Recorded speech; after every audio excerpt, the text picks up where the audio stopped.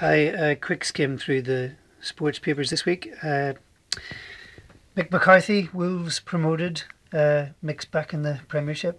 Great to see. Looking forward to seeing Wolves back. Haven't seen too much of them this year, but looking forward to that. And what a game at Chelsea.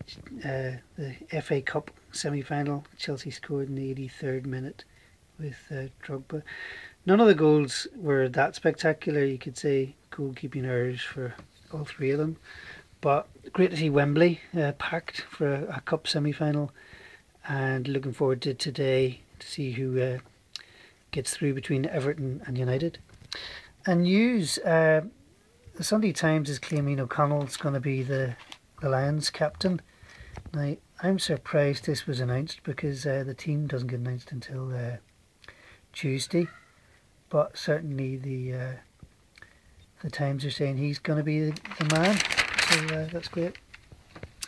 So the Chelsea game, as I say, a couple of goalkeeping errors probably, but it was a very exciting game. Both teams trying everything, throwing everything at it. Lots of mistakes and stuff as well, but it was I think Chelsea, so over the past few games, like including the two Liverpool games, the number of goals has been incredible. Just going after it all the time. And there's Wolves celebrating their win and back in the top flight, so that's great stuff. Still a bit to go. Oh, here's an interesting one. Dalglish, rumoured to be back in the backroom staff at Anfield. He's going to be heading up the youth development, which is really interesting to see. He hasn't been involved in top flight football for a while, so that would be great. And a lot of coverage of Ronaldo's shot that got United through against Porto. It was a great goal. They're comparing it with some brilliant goals though. Bobby Charlton against Mexico and Rivellino against Czechoslovakia and stuff, some brilliant ones. Can't say I remember Ronnie Rooks against for Arsenal against United in 1947. I'd love to see some footage of that. Might be on YouTube. And Thierry Henry, looking forward to the game against Chelsea in the semi-final. But like that's just so exciting now. Arsenal, United, and Barcelona, Chelsea. So it gets really, really interesting. On to rugby, and Munster won at the weekend. Good win over Connacht. Depleted Munster says still look like champions. Win for Ulster as well, but Leinster lost out. I think they had a really depleted team. Interesting the different approach because they're definitely resting more players in advance. So I was caught by this comment by Peter O'Reilly. Munster used to be boring while Leinster excited, but nowadays the roles are reversed. So that was interesting, and he talks about that.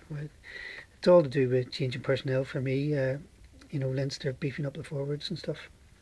And they're talking about Mafi here, and there's one they talk about is a tackle on Shabal, going back a few years, October 2008, and it was incredible. So they're saying it's a YouTube classic. That's another one for me to hunt out. I'll put those up on the site. The Lions, lots of coverage, 2 pages on the Lions and everyone's opinion. Stephen Jones, Peter O'Reilly, Delagio, everyone. But just a one little comment here. Keith Earls being tipped as a maybe or a possible. The Lions bolters, as they call it. I'd love to see him get through because I think the past few games in particular he's played incredible. But he may well have left it too late, like not being considered for Ireland and stuff. To push through is a big ask. Getting ready for the hurling championship. Bit of coverage here about Offally and what Joe Dooley's doing, getting them ready. Promise great things, and they seem to be coming good. A very young team, and certainly this guy's talking them up a bit for a good run at the championship. Talking about the win they had last year over Limerick in the qualifiers being a sort of a sign of future things to come. Formula One, I haven't seen who won this, but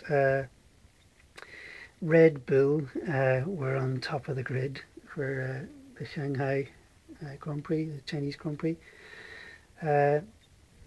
They'll probably win it, which is really interesting in some ways. There's a bit in that later on I'll come back to, because there's the debate as to whether it's about driving or technology and all the rest.